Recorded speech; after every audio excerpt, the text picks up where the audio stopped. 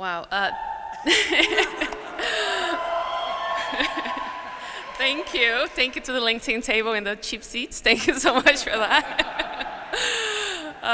Wow. I just wish I could go back in time and tell my younger self that one day I would be standing here, because I don't think I would ever believe it. It would just blow my mind. I remember when I started my first job, my first corporate job back in Brazil, where I grew up, and it just hit me very quickly that if I wanted to have a career, I wouldn't be able to be myself at work. And that was quite a shock for somebody who had so much ambition and so much energy. And I just couldn't come to terms with that, with this idea that I would have to come to work and hide parts of myself to the people that I spent hours and hours every week with, 8 hours plus a day. And so I didn't want to live in a world like that. I left Brazil when I was 20, and in search for a place where I could be my full self, where I could come to work, where I could come to other parts of my life and be who I am. And thankfully today, my coworkers are here making a lot of noise in the back, and I probably share more than I should with them.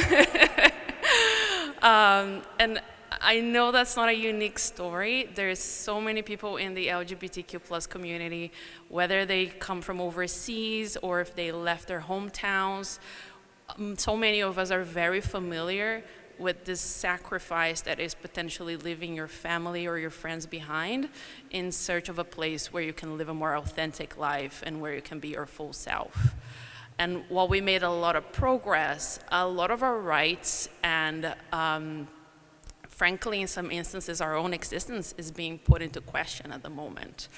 And this is why it's really important that we realize that diversity and inclusion is something that we can't just achieve and move on from it. It's something that we need to continue protecting and pushing forward.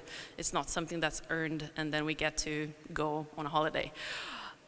So it's just really important that we continue doubling down on the work. And standing here today in this room, it just gives me a lot of hope, because I know that real change happens when the very people in this room speak up, stand up, and lead by example.